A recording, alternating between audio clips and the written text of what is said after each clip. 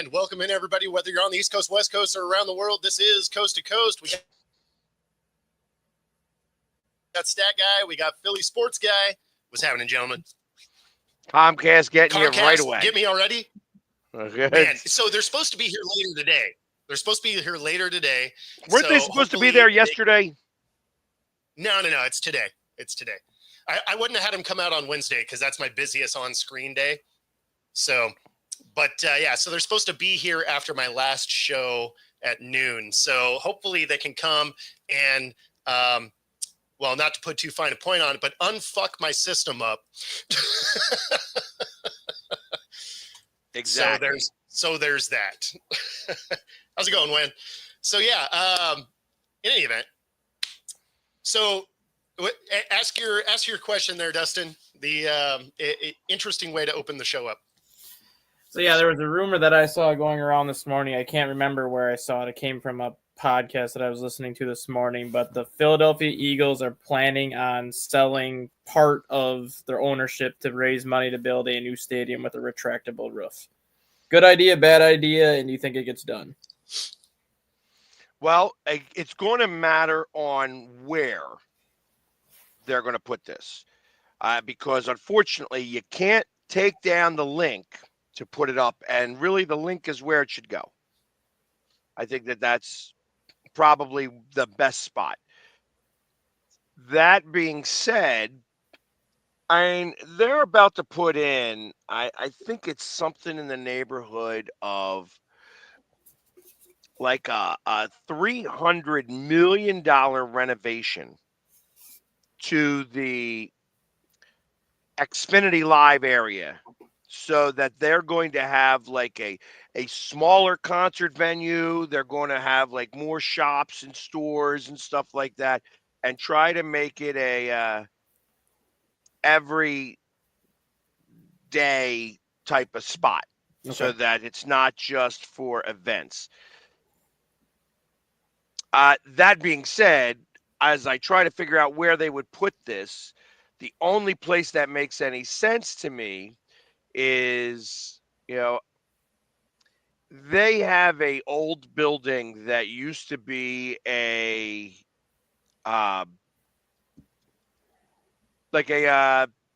horse betting place. Okay. You know what I mean?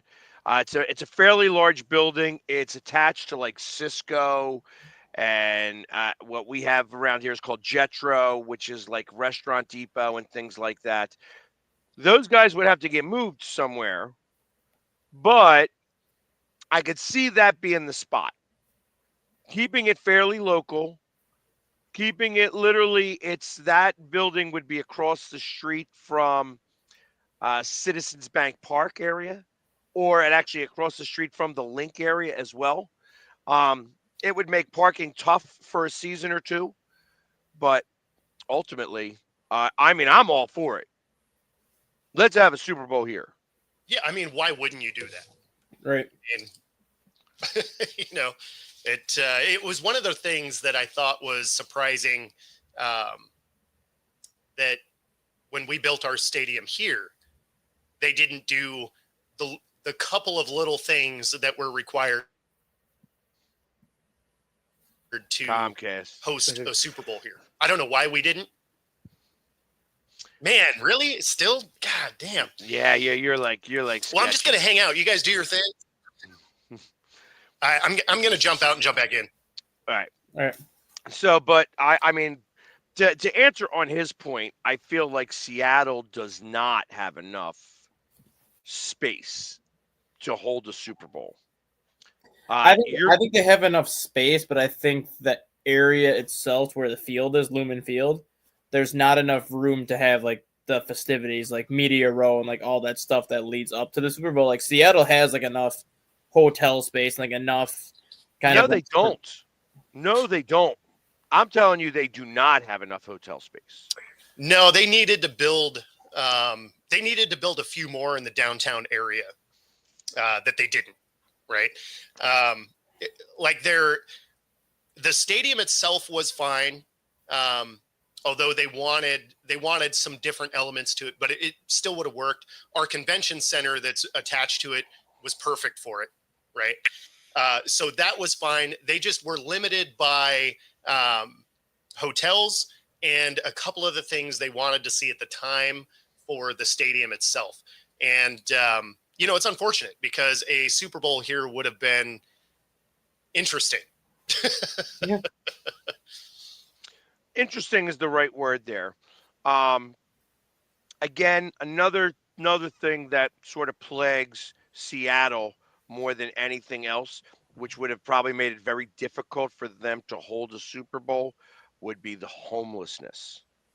Like there is a good 10% of that's homeless in Seattle, and that's a big that's deal. because we're a sanctuary city, right? So Right. we actually get homeless from other states, and that's actually true West Coast in general, right? Portland has a lot of it. Obviously, Central and Southern California has a ton of it. So it's not unique to Seattle. It's more of a West Coast issue. But yeah, I mean, that's always going to be the problem. That being said, I mean, we do have the World Cup coming here, so they're going to have to displace those people during that too. Right. Yeah, and it's interesting about the World Cup because as the World Cup is going to be there, the way you're able to get a World Cup is that you have to have the practice facilities and the ability to handle 4 teams. Yeah. And 4 separate practice facilities. So the fact that they were able to manage that is actually not bad. The people coming into town for that is going to stretch that city to its limit.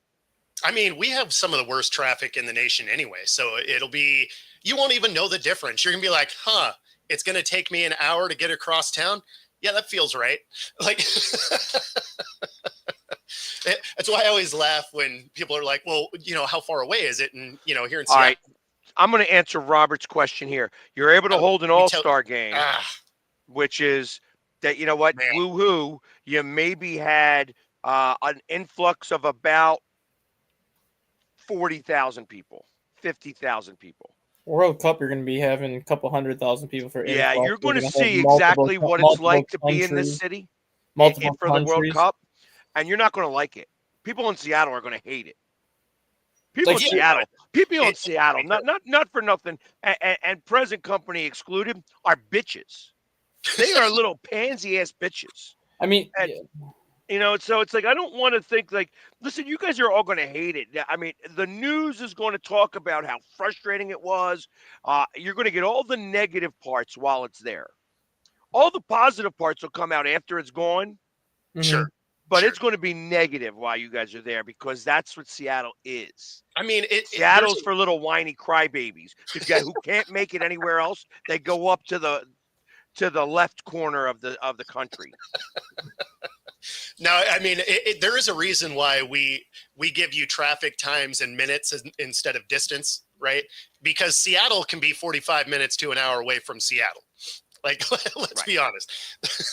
So with the World Cup coming or a Super Bowl or anything like that, 100%, like the traffic will be messed up. It's some of the worst in the nation. That is exactly it, Robert. And that's like I said, that's why I'm saying present company excluded from that. You're going to find that it's going to be whiny as fuck during the World Cup.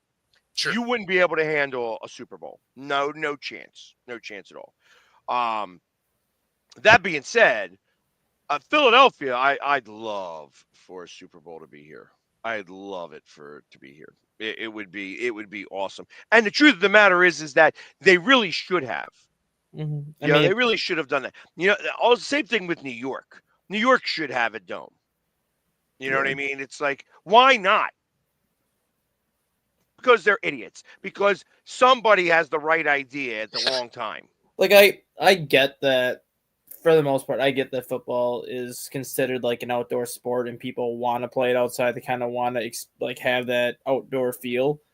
But at some point, like being up in Green Bay, even like Buffalo and some of those northern states, there is a point where the weather is so bad that you should just have a retractable roof for those games. Like when it's negative 40-degree wind chills, like it's more of a safety concern for the players at that point, and even the people involved at the game, that they're going to get frostbite. They're going to have all this other stuff. Like, you should, even if you don't want to use the roof for every game, every stadium, I think, for football should at least have the option to have one, just because of the certain weather conditions that some of these teams are going to have to deal with later in the year. Didn't I hear in Buffalo a couple of years ago, somebody shoveling snow had to have both their hands removed? Yep. Because of Yep. of frostbite. I mean, like, And they had both they had one hand completely removed. They had 3 fingers on their second hand removed and 7 toes. Yeah, yeah, well, like, it was- and your whole life has changed after that. And Yeah. you signed a waiver saying you can't sue them. well, that's like someone died that was at the tailgate because they were out there being super. Yeah, I mean, for That's like smart with another- the shirt off. that's like So- another stadium too that I mean, I for how know. much snow that team gets, especially look at the game they had a couple weeks ago against San Francisco already. For how much snow that area gets, Buffalo should be one of those stadiums that does have a retractable roof, because there are so many cases where you have to pay these people to shovel out the stadium. That's a health hazard right there. That's an injury waiting to happen, considering how much snow you have. Like, it just eliminates that problem. So I wouldn't want it to be a covered stadium, like a dome or anything like that. But I wouldn't mind it if it was one where the opening was basically over the field, so you could still play in. Yeah, Because I like a snow game. kind of like Dallas's Like, old like stadium. the old Dallas Stadium. Yeah, Yeah, where it's exactly. literally the field was open. Like, I So- could get into that. That way you don't have to mess with the stands and all of that. I mean, the lower rows, sure, right? Because wind. But then you still get the elements on the field. Yeah. And I'm okay with that, but truth of the matter is that everybody plays better when it's a little bit more ideal conditions. You make it a little bit colder and whatever, that's okay. Hey, we're from Buffalo, we play in this. Guess what? We're from Philly, we play in it too. You know what I mean? So I'm not really concerned about it like that. But when it was negative 18 degrees, Buffalo barely won that game against Miami because everybody was playing in it. Yeah. And once you learn that you put icy hot all over your body, guess what? You're warm. Yeah, And- and you're right. We didn't get it when Well, back then when you we had the Kingdome. We did routinely get the Final Four, though. you got to remember though, back when you guys had the Kingdome, the Super Bowl was pretty much played in like the same 5 venues every year. Like, it was Yes. always Miami, Atlanta, San Diego, Jacksonville, and Tampa. Like, it was always kind of like, and New Orleans. So it was always kind of like that revolving cycle where every 6 years you'd go back to the same venue. And now it's been like, now they're starting to branch it off more. You've had Dallas host the Super Bowl, Houston, Indianapolis, New York. Like, now they're starting to branch out a little bit more, which it's great for the game because obviously it gets more of these markets a chance to host the Super Bowl. Mhm. But I can see Detroit getting one pretty soon because they just had the draft. I can see Detroit hosting a Super Bowl in the near future because they have the dome. I mean, obviously Well, the no, weather. they hosted Super Bowl 40. Oh yeah, that's right. They did. Yeah, that was the first. Okay, yeah, that was right. So yeah, it's Detroit like hosts another they've one. had it. They've had it before. Minnesota's hosted one. I mean, you're getting those Super Bowls to come more north in the past. It's just that I mean, the Giants, they had it at their. It was somehow randomly the nicest day ever. it was like 61 degrees. But And it rained. Yeah, but like the big I thing with thought for hosting. sure we were gonna finally get. I thought for sure we were gonna finally get snow. Yeah, the big thing with hosting Super Bowls up here, and I don't think it has to do necessarily with the game itself. It's all the stuff that goes into it, like the media row and like all the stuff leading into the Super Bowl. They like to have that just in kind of like a warmer climate because they know they're going to have so many people that come down there to experience it that they don't want the people to be miserable, which I understand. But if you're going to have like all this stuff, you can have all this stuff enclosed. So the people are going to be obviously perfectly fine being in like enclosed venues. And then obviously the Super Bowl, I'm pretty sure people are going to be okay with sitting in 20, 30 degree weather for a Super Bowl if they're going to go to watch their own team. Well, at they do Minnesota, it for their- it was negative 5 degrees outside, Yeah. but it was I nice mean, they and do it for the toasty normal inside. games anyway. Right. So I mean, it's like I'm all for it. Let's get a Super Bowl here. I would love it. I mean, come on, I'd be hosting. You know what I mean? Like that's perfect for me. I'd love to do that. Like it would be amazing. So yeah, I'm all for it. Let's get a new stadium. I mean, our stadium is like 26, 27 years old, I think. No, it's actually I think it's just maybe it's only 20. Yeah, 2004. Yeah. So, or 2003 is what it is. So it's really just 21 years old. So, and it's going to be 24 because ultimately, the moment that comes up, they're going to have to tear that down anyways, and it probably become a parking lot. Like I'm not talking just a normal parking lot. I would do parking tiers. You know what I like mean? garage, Parking garage. So it would actually be able to stretch things out, allow tailgating to happen a little bit better. Because that parking garage, although it sounds really great, you'd have to have it like a higher scale parking garage. So it would have to be like 12-foot friggin', ceilings or higher even, Right. to be able to get higher vehicles in there. Hey, you gotta, you can't be over 9 foot to get underneath this. You know what I mean? And then as you get higher up, I like the idea, so I'm for it. Yeah, no, absolutely. All right, I'm gonna restart my machine. Like I don't know, I got to try something here. All right. Sticking with football for a minute, Pegs. Minnesota right now is talking with the commissioner and with the NFL for the 2026 season, which will be the 10-year anniversary of US Bank Stadium, and they're trying to get permission to use a purple field for the 10-year anniversary of that stadium. So instead of having the green turf, they will have purple turf for one game. It would be the first game of the 2026 season, which is basically the 10-year anniversary of that stadium. They want to try to get approval for an all-purple field. Why not? I think that'd be freaking sick. You have the purple the purple seats in the stadium. You have everything else in that stadium is purple. If it's only for one game anyways, like the first game of the regular season, which is, I think, looking at the date that season would start is exactly 10 years from when that stadium last opened. Why not let them use it for one game? I think it'd be freaking sick. I like the idea. Even if they were able to use it for the entire season, who cares? You know what I mean? They just might not be able to wear purple uniforms at home, which would be fine. Just go all white. Well, I mean, you have that problem until you play the Ravens. As long as you don't play the Ravens that year, you should. Well, they can go black. Ravens can go black. Yeah, even still, that's black on purple is not going to show up really well. So I'd be fine with that the whole year. I think that looks sick. Yeah, and I guess it depends on what color purple. It'd be like similar. It'd be similar to the purple that they wear, but not like it wouldn't be like the purple that they have now. It'd be more so like that 1970 style purple when Tarkenton played. That's like the lighter shade of purple. Like a lavender almost. Yeah, it wouldn't be like the dark purple that they have now. It would be like that lighter shade of purple, but it would still blend in with all the purple seats because I don't mind it. My expectation is that they're going to come to a compromise. You pick the game you want it. That they will wind up using purple lines and numbers outlined by white. Which I kind of like that idea a little bit better because so the problem is that there's a whole lot of rules governing the field specifically. I mean, even Lambeau Field, the frozen tundra at Lambeau Field, when they stick a thermometer in the ground, that ground's got to be 63 degrees. Mm-hmm. And so think about all of the specifics that got to get involved with that. Right. You know what I mean? Like, all right, it's negative 40 degrees out here, but the thermometer goes right in and it's 63 degrees below.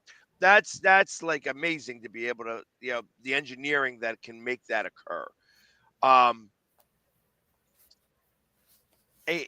I gotta imagine that they probably will not allow that, but they would allow the purple numbers.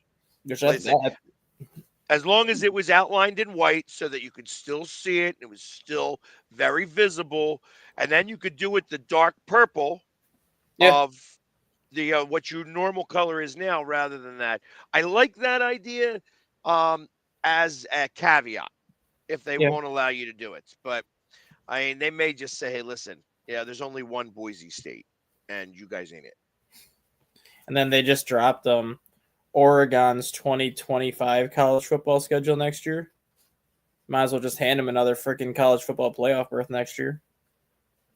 Why are they playing Sister Mary the Blind, Poor, and so Montana State, Oklahoma State, and Oregon State are the 3 non-conference games.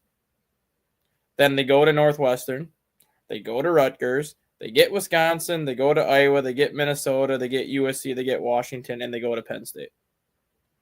Going to Penn State's the hard one. Yeah. But other than that, they should win every single game again. Yeah. Without a doubt. Like, even if they lose to Penn State, they'll probably still get into another college football playoff because they'll just most likely steamroll everybody else that they play. Well, who else in the Big Ten is going to cover them on that side of the bracket? They don't do conferences anymore. It's just one straight 18-team division, and you have just 9 randomly scheduled conference games throughout your conference. They don't have the East and the West? I mean, how did they choose? How did Iowa? Iowa wound up being number 2? This year? I guess it was Penn State. So. Yeah, Penn State, because Penn State only had. But it was going to be Iowa or Oregon.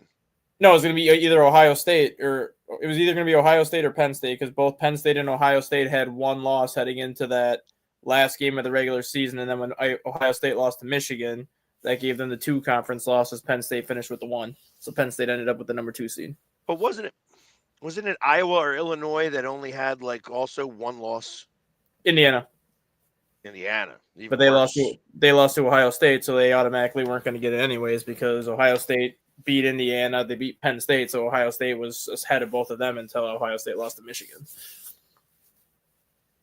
So yeah, Oregon's got the 17th easiest or the second easiest schedule in the Big Ten next year out of the 18 teams.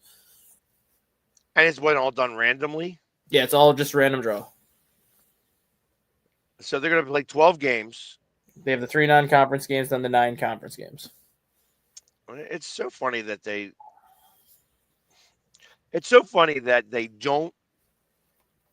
didn't choose Oregon State. To go to the Big Ten? No, to go to as a non-conference. They do. They have that as one of their 3 non-conference games.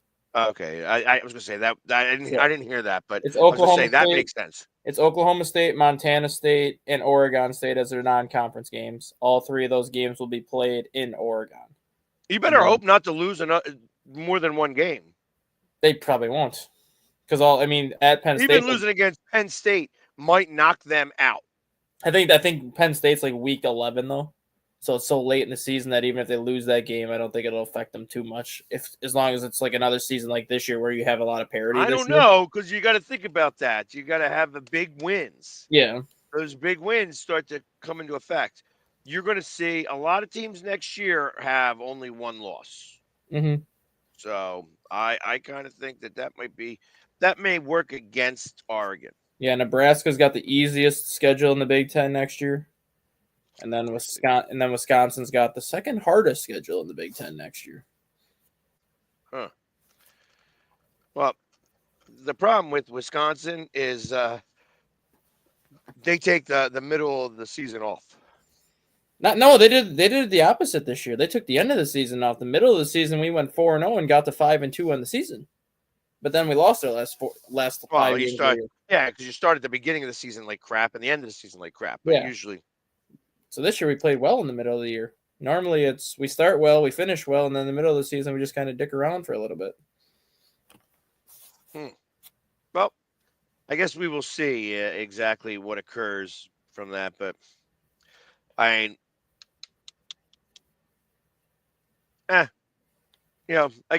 I don't care about Oregon. I think Oregon, and you know what? I would not be surprised to watch Oregon lose in the earlier rounds of the playoffs, which would also put them behind the 8 ball next year. If they were to lose in that first game, playoff game, Mm-hmm. their first playoff game, you're going to see them. You're going to see that have an effect for next year. Yeah. Just my opinion. So. I mean, I could see them getting another big transfer portal quarterback, anyways. Just since Dylan Gabriel is going to be obviously gone, so they have, I think, 2 freshman quarterbacks on their roster. They have like a redshirt sophomore, so I wouldn't be surprised if they go and get a big transfer again. Why wouldn't you now? Because now anybody can give you NIL money. Mm-hmm. So I mean, not that I even care, but I'm like, there's Temple. Yeah, Bill Cosby should give a big boatload of money to somebody to get them to go to Temple because they're ready to cancel the football program. Right. And they stink out loud. Since Matt Rule's not there no more. It's, he also had, Big Red, that one redheaded kid who wound up playing linebacker with the Steelers. I don't even know. And they had PJ Walker. That's right. PJ Walker was a beast at Temple. Yes, he was. And they actually went to a bowl game and everything. It was they won 10 games his senior year. Yeah, they were actually ranked for a minute, in the bottom half of the rankings, but they were absolutely ranked. So since we're at that time and we do not have him, I'm going to talk about a couple of things myself. All right. It's here. You got it, bottom. It's here. TNT coming soon to you. Listen, the website should be up at any minute now. It's go to sweetteashot.com to get all the information on the new and original Sweet Tea Shot TNT Dynamite. Processed by PSG Bevco. I gotta ask how'd you come up with that name? TNT? Yeah. So when I go to the bar, I normally drink iced tea vodka or tea vodka and iced tea. And so I call it TNT. Well, TNT is also Tanqueray and tonic, but everybody knows what I'm talking about. So when they say my TNT, they call dynamite. And so it's that. So I wanted to put it in a can. Like they have all these iced tea cans of iced tea, like Hoop Tea and all this other stuff. So much money, costs way ridiculous amounts of money. Okay. In the meantime, I was like, okay, well then, if it's going to cost a lot of money, how about an actual alcohol? Maybe I go that route. And they're saying much cheaper. So I was like, okay,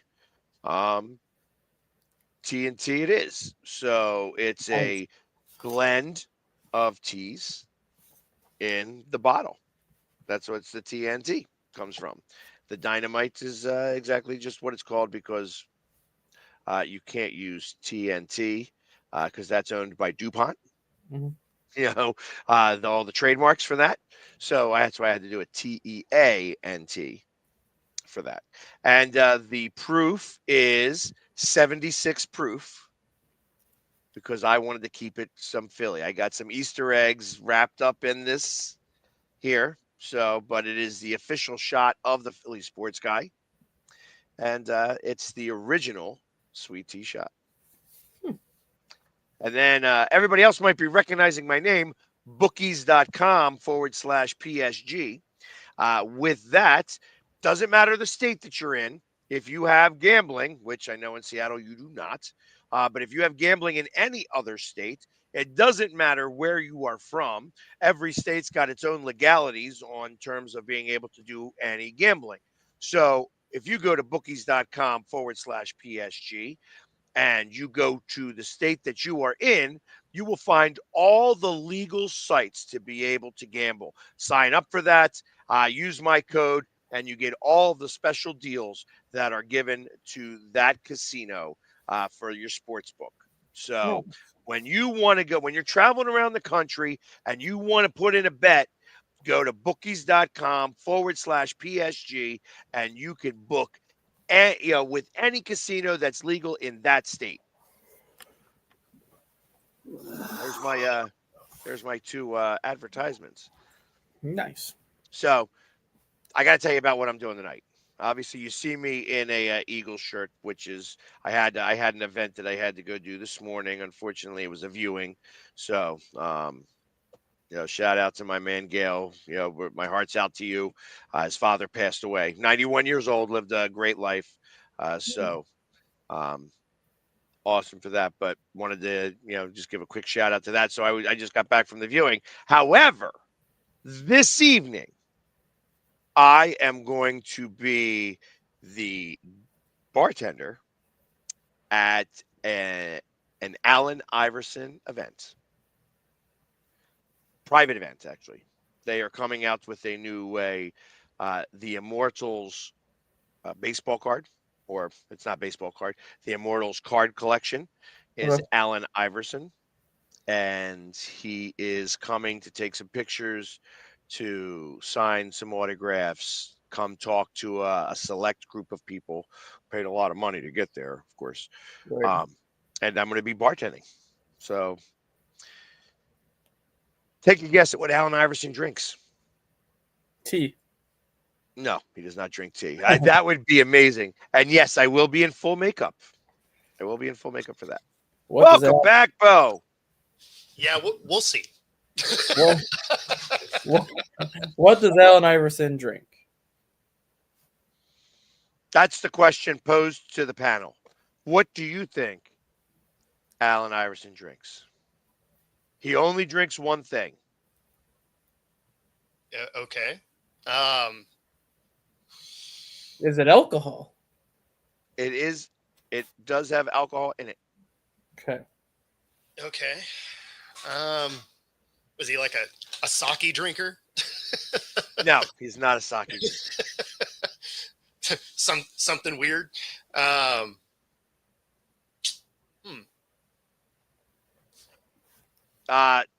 Joe, milk doesn't have alcohol in it unless you put it in there. Just saying. Crown Royal. So you said it has alcohol in it, so it's not an alcohol standalone. Correct. It's not a mixed drink either. So it's a naturally occurring alcohol, just low content. I don't know if it's naturally occurring. All right, this is going on long enough. Yep. What do we got? Dom Perignon. Oh, he's a champagne drinker. Okay. That's all he drinks is Dom. Interesting. So Weird. So yeah. But okay. Hey, listen. Who am I? I'm not going to tell him he can't have any. Right. Oh, You know, I'm not saying. I may say, hey, Alan, I happen to have a bottle of TNT, the There we original go. sweet tea shot, and this company's looking for some seed money. Might be interesting for you. Get in on the ground floor. Wouldn't take a lot of money to get involved, and you could be one of the partners of. So it all went well yesterday then. You see the bottle. That's what it looks like. I'll see if I can. Yep. There it is. No, The original that's sweet tea awesome. shot.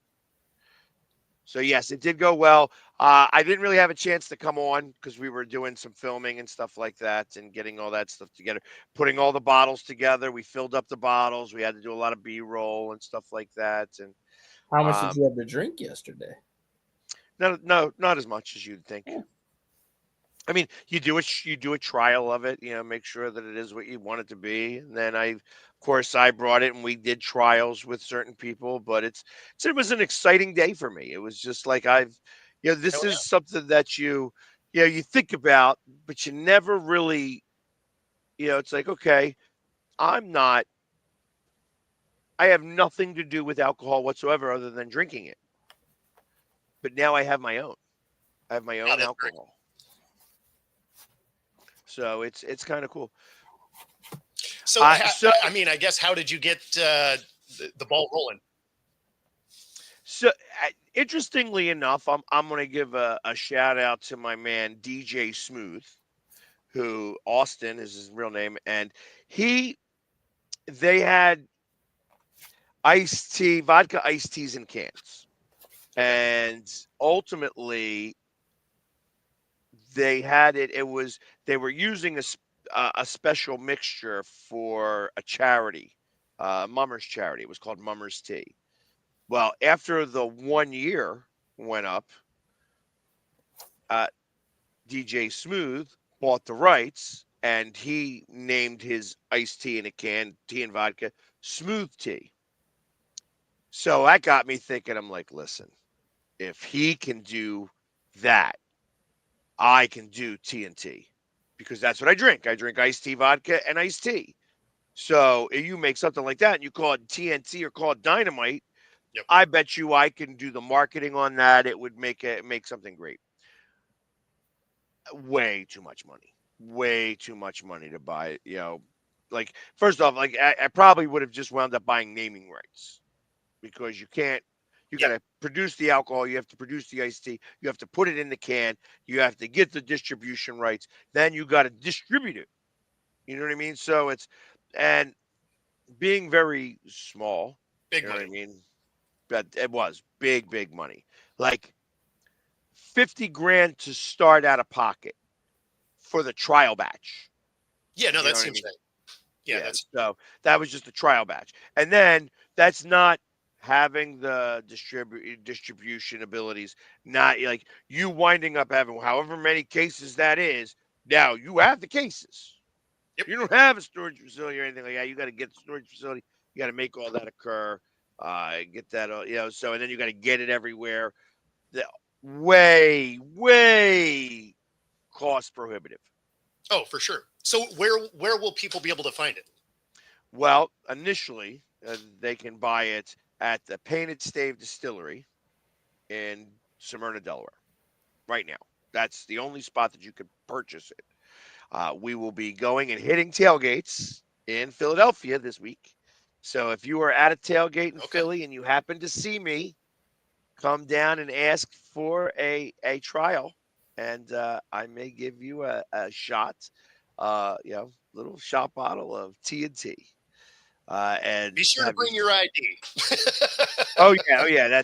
That was one of the things that I did here is Pennsylvania has got a program for bartenders and stuff like that. So I wanted to make sure I am certified for that because you ain't gonna get if you're under 25, I'm gonna card your ass. Yeah, I'm not taking a chance. Although I did have my son try it last night. And it was his like first shot of alcohol ever. Okay. How was that? Did he He's respond like, like you would expect? He's like, he's like, it made my breath warm. Okay. I was like, I'm like, yeah, it'll do that. It sure will. You know what? But it was kind of cool. My son is a little bit of a mama's boy, and his mother is Bible Belt. Okay. Brought up. So yeah, the family doesn't count. I understand, but it was his first shot. So he has not really been pushed into alcohol or drinking or any type of drugs. I mean, he's kind of found my bong. You know what I mean? Mm-hmm. He asks questions. He's like, "Hey, Dad, what's this?" And I'm like, you're not supposed to see that." But I don't. I don't. I'm like, "Oh, you're not supposed to see that and hide it." It's like, "Oh, this is what this is. This is what this does." You let me know when you are ready to try something like this, and I will share it with you. Until that point, I found your special gummies and I've been tasting sounds all day. Thank God he doesn't do that type of stuff, but because you can find that stuff all over my house, I'm sure. But yeah, so like they said it was kind of cool to share that with my namesake. It was like, hey, here's your first shot of alcohol. Had to chill it for him. I didn't want him to do it a hot one. So that's because you're Italian, Joe. That's what it is. It's called mamismo. I mean, That's what it's called. Italians have mamismo. Italian men have mamismo. it makes the Cowboys end of it make total sense.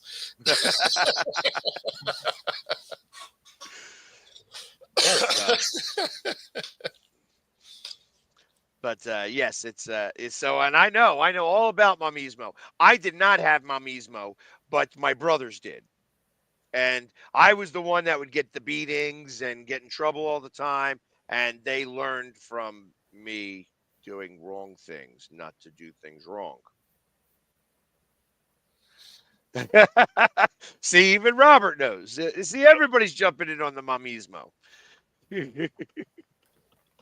So, but yes, I mean, even though he's only half Italian, my son is very much a mama's boy, and I prefer it that way. I know that he's going to be in a lot less trouble by being a mama's boy. My daughter, however, my daughter is the child my mom warned me about. She's like, when you get older, you're going to have a kid just like you. She never said it was going to be a girl. And that's, ouch. That's my princess. And she's a little bitch. Which I'd rather be a little bitch than to be anything else, really. So, yeah. But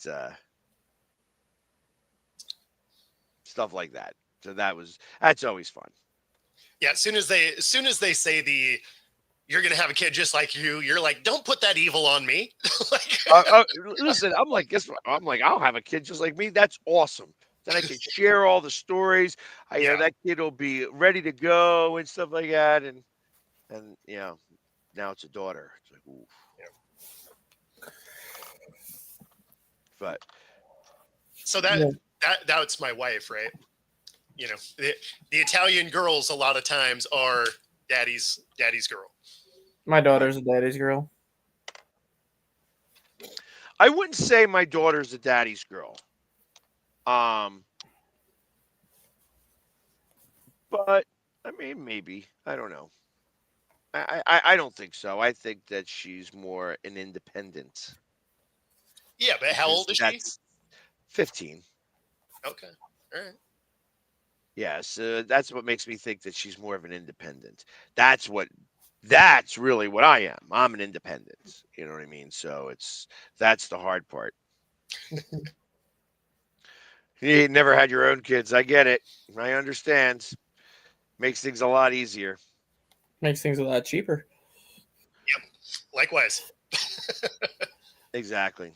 So, but you tend to miss them though. Like if they weren't around, like it would be.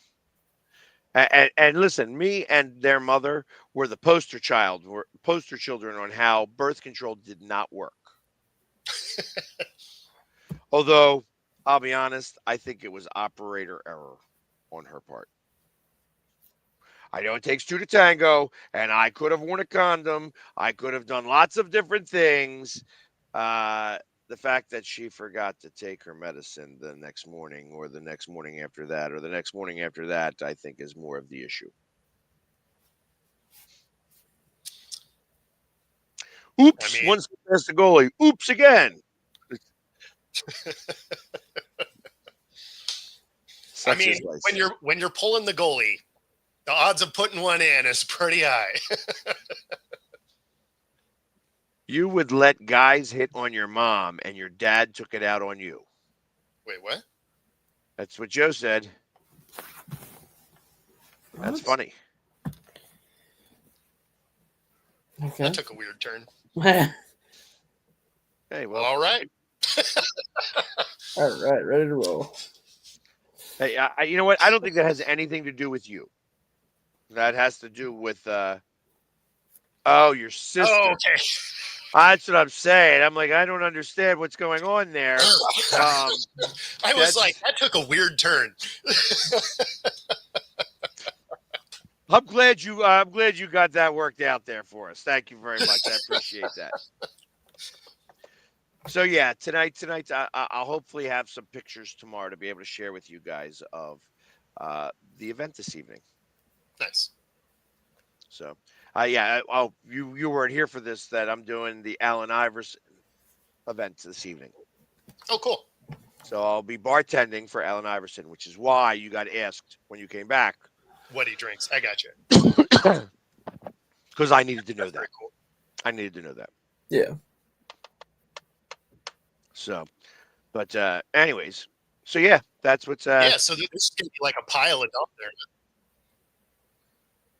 Other than that, is there anything else happening in sports? I know that there's some things happening in Philly, but it's, Cole Hamels joining the Phillies at preseason or season training spring training is meh. Meh. I mean, that's what the Phillies do. All right, awesome.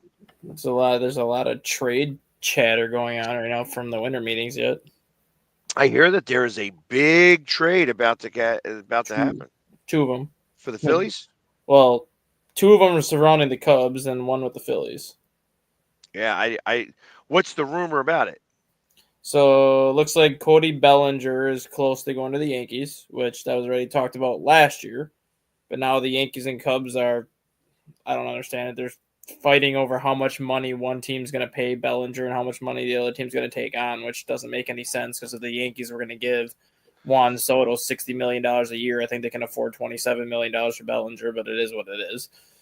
And then the other one is the Cubs would trade Seiya Suzuki, Isak Paredes, and two prospects to Houston for Kyle Tucker.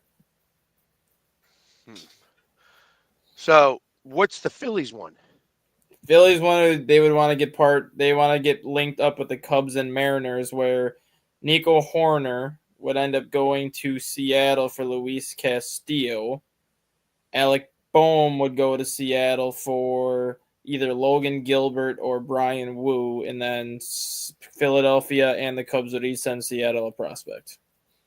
Yeah, and I heard that prospect is a high up prospect. Yeah, it'd be like the Cubs' number 4 prospect, who's a catcher / DH, and it'd be like one of Philly's top 10. Yeah, I was told that it would be our second prospect. Yeah, he's like your our top number 1 prospect. Yeah. Is number 2 in the MLB prospect Yeah, list. I think he's an outfielder, I believe. Yeah. Yeah, I don't know who that is, but I know Andrew Painter is number 2 in MLB prospects. Yeah. You know, like across the board, and he's going to be in the starting rotation this year. There's no way they're going to trade him.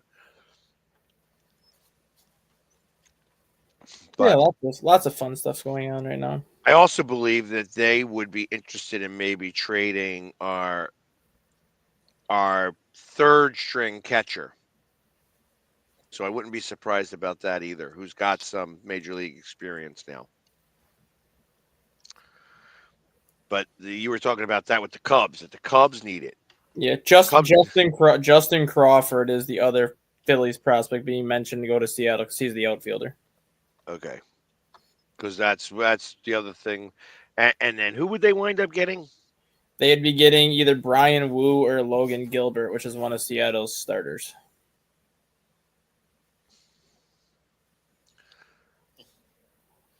Seems like the only team making out of that is Seattle.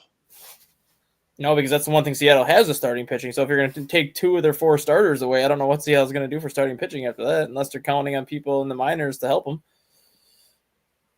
Again, we develop talent and then we ship it around the league.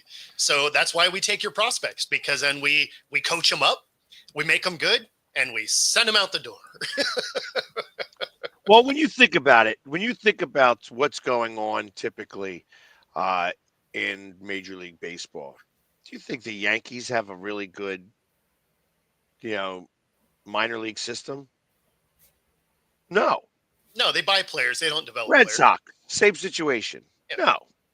You get somebody who actually looks good, moves up the ranks because they actually be playing good ball, wound up being the good guy on a bad team. Yep. Mm-hmm. They move up the ranks. They get traded away, and